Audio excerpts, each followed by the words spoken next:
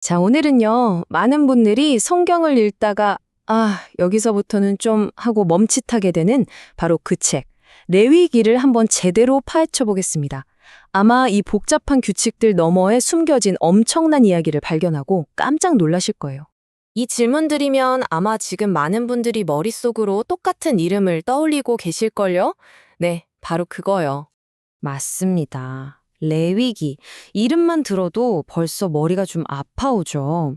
끝도 없이 나오는 제사 이야기, 뭐는 깨끗하고 뭐는 부정하고. 아니, 이게 대체 오늘 나랑 무슨 상관인데? 하는 생각 솔직히 한 번쯤은 다들 해보셨잖아요. 그쵸? 그런데 말이죠. 만약에 이 모든 복잡하고 지루해 보이는 규칙들이 사실은 거대한 하나의 퍼즐 조각이고 이걸 다 맞추면 정말 흥미진진한 이야기가 완성된다면 어떨까요? 오늘은 레위기를 그냥 딱딱한 율법책이 아니라 아주 잘 짜인 한 편의 이야기로 읽어보려고 합니다.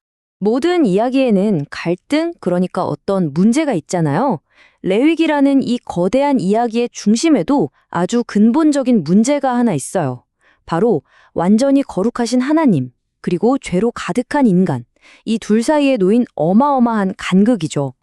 레위기를 제대로 이해하려면 딱 한 단어만 기억하시면 돼요. 바로 거룩함입니다. 근데 이게 그냥 착하다, 도덕적이다? 이런 수준이 아니에요. 이건 뭐랄까, 완전히 다른 차원의 순수함, 완벽함, 그리고 강력함.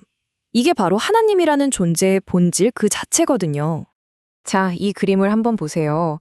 상황이 얼마나 심각한지 바로 보이죠? 한쪽에는 생명과 질서, 그 자체인 하나님의 임재가 있고 다른 한쪽에는 죽음과 혼돈을 몰고 오는 인간의 죄가 있어요. 이게 마치 불과 기름 같은 거예요. 절대로 함께 있을 수가 없는 거죠. 만약 죄를 가진 인간이 거룩한 하나님 앞에 그냥 다가간다? 와, 그건 정말 스스로 사라지겠다는 거나 마찬가지인 엄청나게 위험한 상황인 겁니다. 그럼 바로 이 질문이 나오게 되는 거죠. 아니, 하나님은 이 백성을 너무나 사랑하시는데 어떻게 하면 그들을 파괴하지 않으면서 그들 가운데 함께 사실 수 있을까? 이 엄청난 딜레마. 레위기에 나오는 모든 내용은요, 바로 이 질문에 대한 하나님의 구체적인 대답이라고 보시면 됩니다. 자, 그럼 하나님이 이 불가능해 보이는 문제에 대한 해결책을 주셔야겠죠. 그 첫 번째 파트가 바로 죄가 있는 인간이 어떻게 거룩하신 하나님께 나아갈 수 있는가 하는 그 길에 대한 이야기입니다. 그 길이 뭐였냐? 바로 제사였어요. 우리가 제사하면 그냥 옛날 사람들이 동물 잡고 하던 좀 기이한 의식? 이렇게 생각하기 쉬운데 전혀 아니에요.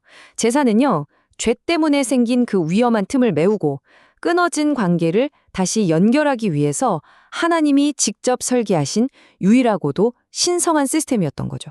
레위기에 보면 대표적으로 5가지 제사가 나오는데요. 이게 각각 하나님하고 대화하는 다른 방식이라고 생각하면 아주 쉬워요. 번제는 제 모든 겁니다. 다 드릴게요 하는 완전한 헌신의 표현이고요. 소제는 이 모든 게 다 하나님 덕분이에요 하는 감사의 고백이죠. 화목제는 말 그대로 하나님이랑 같이 밥 먹고 싶어요 하는 친밀함의 표현이었고, 속죄제는 잘못했어요 하는 사과, 그리고 속건제는 제가 끼친 손해 다 갚을게요 하는 책임의 표현이었던 겁니다. 자, 이제 하나님께 나아가는 길을 알았어요. 그럼 그 다음은 뭘까요? 그렇죠. 이제는 그분과 함께 살아가는 법을 배워야죠.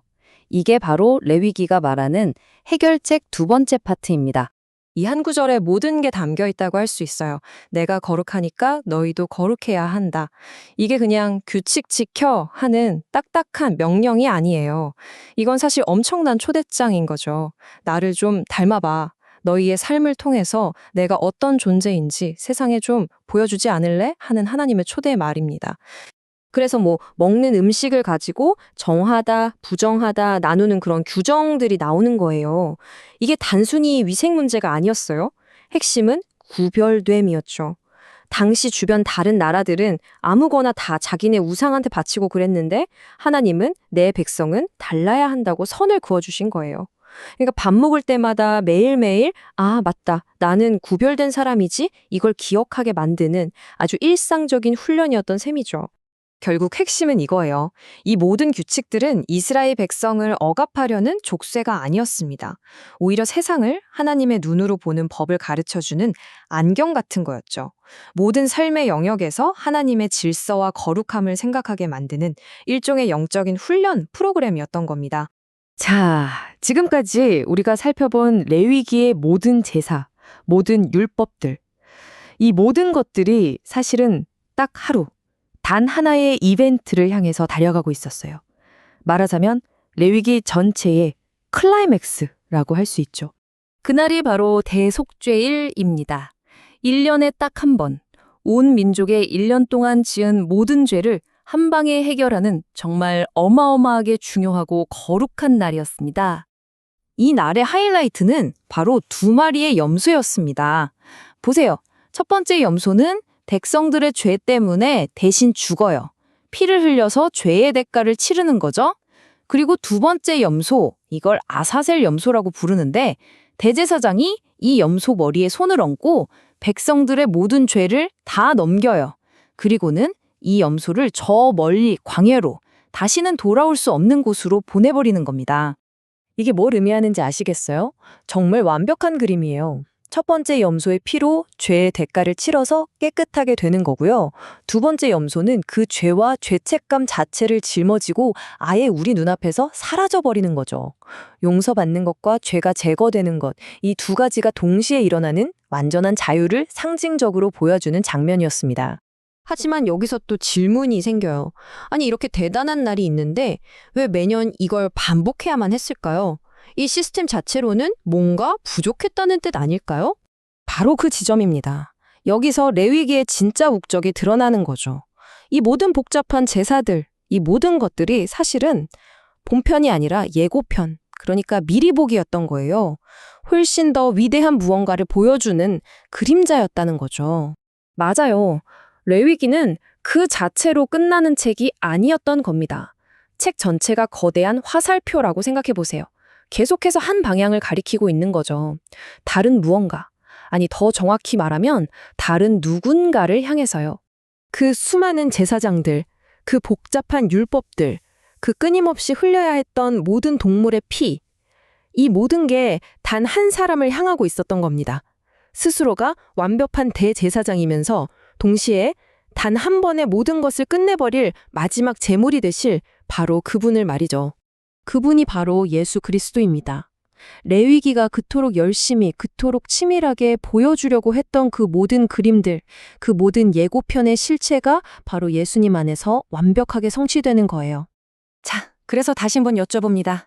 이제 여러분에게 레위기는 무엇인가요? 그냥 머리 아프고 낡은 규칙책인가요? 아니면 인류를 향한 역사상 가장 위대한 구원 이야기에 정말 숨막히도록 아름다운 예고편으로 보이시나요? 이제 새로운 눈으로 레위기를 펼쳐볼 시간입니다.